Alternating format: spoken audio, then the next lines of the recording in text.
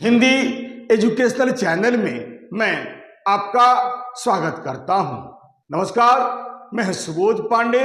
आज मैं आपके समक्ष डॉक्टर हजारी प्रसाद द्विवेदी द्वारा रचित कुटज शीर्षक निबंध से संबंधित कुछ छोटे छोटे प्रश्न उत्तर को लेकर आपके समक्ष उपस्थित हुआ हूं। जी हाँ, वीडियो शुरू करने से पहले यह बता दूं कि इस वीडियो में कुछ ऐसे अवतरण संबंधी प्रश्न उत्तर आए हैं जिसका उत्तर लगभग 30 से 40 शब्दों में समाप्त हो गया है, और कुछ ऐसे भी अवतरण संबंधी प्रश्न उत्तर आए हैं जिसका उत्तर लगभग 70 से 80 शब्दों में समाप्त हुआ है। जो भी हो, आप अपनी सुविधा के अनुसार प्रश्न उत्तर को छोटा बड़ा कर सकते हैं। तो चलिए समय नहीं लेते हुए मैं इस वीडियो को शुरू करता हूं। जी हाँ, डॉक्टर हजारी प्रसाद द्विवेदी द्वारा रचित कुटज शीर्षक निबंध से संबंधित कुछ छोटे छोटे प्रश्न उत्तर क्वेश्चन। जी हाँ, अवतरण है, सुखी वह है जिसका मन वश में है, दुखी वह है जिसका मन परवश है। क्वेश्चन 1। अथवा एक मिलती जुलती पंक्ति है। क्वेश्चन है, सुख और दुख तो मन के विकल्प हैं। क्वेश्चन 1। जी हाँ, अब प्रश्न है, प्रस्तुत अंश कहां से लिया गया है? इस अंश के रचनाकार कौन है? प्रस्तुत पंक्ति के माध्यम से लेखक यहां हमें क्या बताना चाहते हैं? अथवा पाठ तथा लेखक का नाम बतलाते हुए यह बतलाइए कि वह से यहां किसकी ओर संकेत किया गया है। पंक्ति में निहित आशय को स्पष्ट कीजिए। ध्यान दीजिएगा, दोनों ही प्रश्न का और दोनों ही अवतरण का एक ही उत्तर है। तो चलिए उत्तर शुरू करता हूं। उत्तर शुरू करता हूं। प्रस्तुत पंक्ति कुटज नामक पाठ से लिया गया है। इसके रचनाकार डॉक्टर हजारी प्रसाद द्विवेदी हैं। जी हाँ, वह का यहां अर्थ स्वार्थी व्यक्ति है, यानी वह शब्द यहां पर स्वार्थी व्यक्ति की ओर संकेत किया गया है। जी हाँ, लेखक का मानना है कि सुख दुख मानव मन की स्थितियां हैं। ये केवल मन के विचार हैं और कुछ भी नहीं है। इस संसार में सुखी वह है जो स्वतंत्र है और अपने मन को अपने वश में रखता है, और तो और जिसको अब कुछ नहीं चाहिए। ठीक इसके विपरीत दुखी वह है जो परतंत्र है और मन दूसरों के अधीन है, जिसके मन में अनेक तरह की आशाएं और आकांक्षाएं हैं। वह दुखी है, अर्थात परवशता ही दुख है, आत्मवस्था ही सुख है।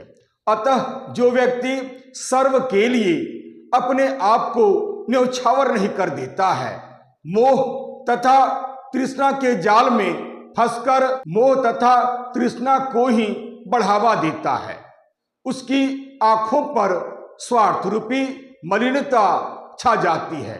ऐसे में वह अपने जीवन के उद्देश्य को यानी परमार्थ को देख नहीं पाता है। एकमात्र उसी व्यक्ति की दृष्टि साफ होती है जो समष्टि और सर्व के प्रति अपने आप को हंसते हुए न्यौछावर करने की भावना रखता है। अर्थात जिसका मन अपने वश में है वह सुखी है, तथा जिसका मन अपने वश में नहीं है वह दुखी है।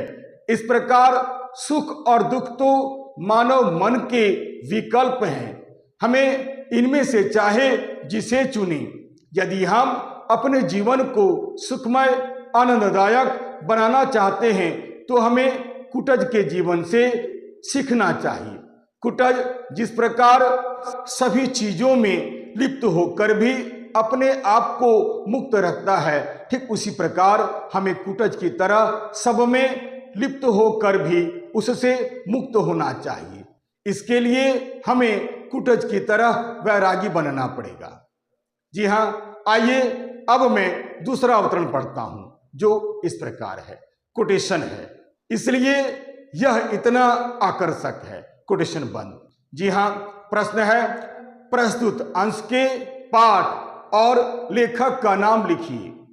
प्रस्तुत अंश में यह शब्द किसके लिए आया है तथा किसी वस्तु के आकर्षक होने के लिए क्या क्या होना जरूरी है। जी हाँ, इस प्रश्न का उत्तर कुछ इस प्रकार होगा। उत्तर, प्रस्तुत अंश कुटज नामक पाठ से ली गई है। इस पाठ के लेखक डॉक्टर हजारी प्रसाद द्विवेदी हैं। यह एक ललित निबंध है। प्रस्तुत अंश में यह शब्द कुटज के लिए आया है। ध्यान दीजिएगा, किसी भी वस्तु के आकर्षण के लिए यह बहुत आवश्यक है कि उसमें गुण हो, एक नहीं बल्कि कई गुण हो। यही नहीं, उसमें अपराजेय जीवनी शक्ति भी होनी चाहिए। देखा जाए तो कुटज में ऐसे कई गुण छिपे हुए हैं।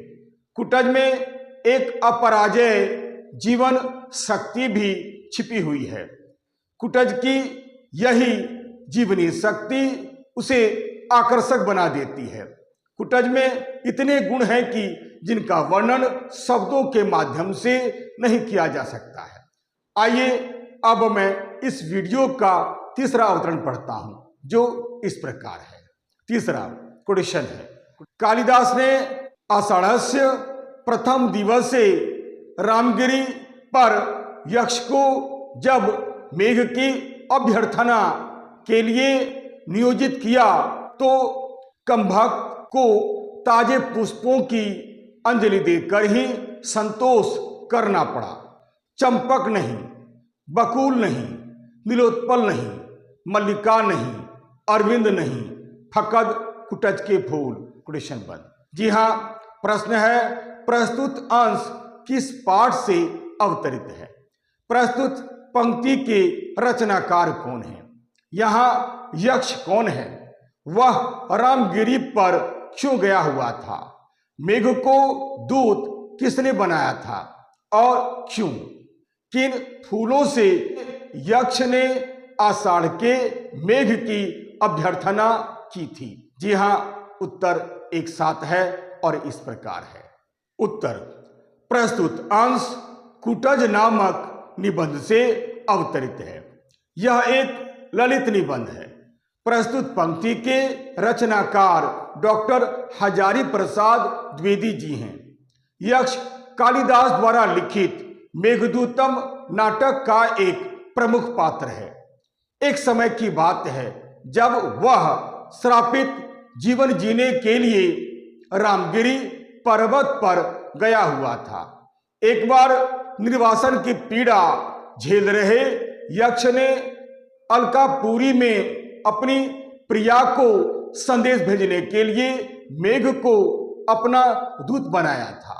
यक्ष ने किसी और फूल से नहीं, अर्थात उसने चंपक नहीं, बकुल नहीं, नीलोत्पल नहीं, मल्लिका नहीं, अरविंद नहीं, बल्कि कुटज के फूलों से आषाढ़ के मेघ की अभ्यर्थना की थी। इस प्रकार कालिदास ने अपने मेघदूतम में कुटज फूल की बड़ी प्रशंसा की है। आइए अब मैं इस वीडियो का चौथा अवतरण पढ़ता हूं, जो इस प्रकार है। चौथा कोटेशन है, दुनिया है कि मतलब से मतलब है, रस चूस लेती है, छिलका और गुठली फेंक देती है।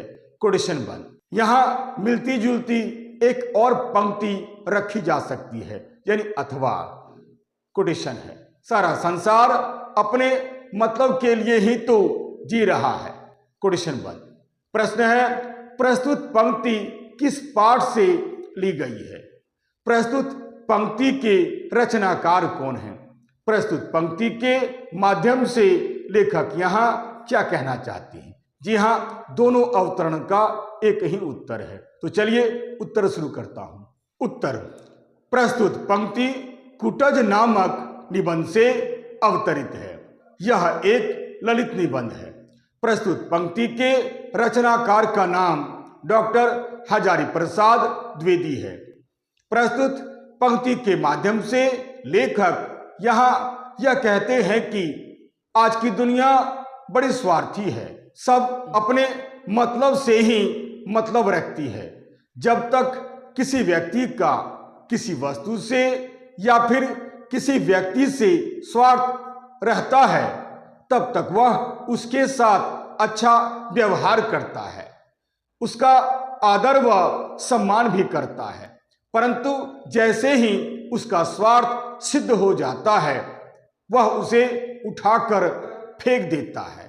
जिस प्रकार जब तक आम से रस निकलता है, तब तक हम उसे चूसते रहते हैं, परंतु जैसे ही उससे रस निकलना खत्म हो जाता है, हम उसका छिलका यहाँ तक कि गुठली को भी फेंक देते हैं। लेखक ने इस पंक्ति के माध्यम से कवि रहीम के साथ हुए दुर्व्यवहार की ओर संकेत किया है। आइए अब मैं इस वीडियो का 5वां अवतरण पढ़ता हूं। यह इस वीडियो का आखिरी प्रश्न है। अवतरण कुछ इस प्रकार है। कोटेशन है, जनक की ही भांति वह घोषणा करता है। कोटेशन 1। प्रश्न है, प्रस्तुत अंश कहां से लिया गया है? इस अंश के रचनाकार कौन है? प्रस्तुत पंक्ति के माध्यम से लेखक यहाँ क्या कहना चाहते हैं? जी हाँ, यहाँ एक और प्रश्न कुछ बन सकता है, यानी अथवा पाठ तथा लेखक का नाम बतलाते हुए यह बतलाइए कि वह शब्द का प्रयोग लेखक ने किसके लिए किया है तथा वह क्या घोषणा करता है। ध्यान दीजिएगा, दोनों ही प्रश्न का उत्तर एक ही है, इसलिए मैंने दोनों प्रश्नों को एक साथ रखा है। तो चलिए उत्तर पढ़ता हूं।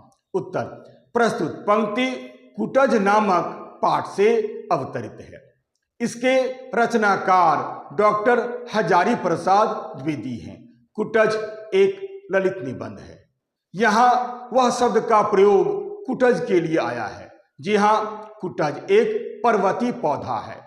वह सुख में और दुख में, प्रिय और अप्रिय में, सब स्थितियों में वह सदा प्रसन्न रहता है।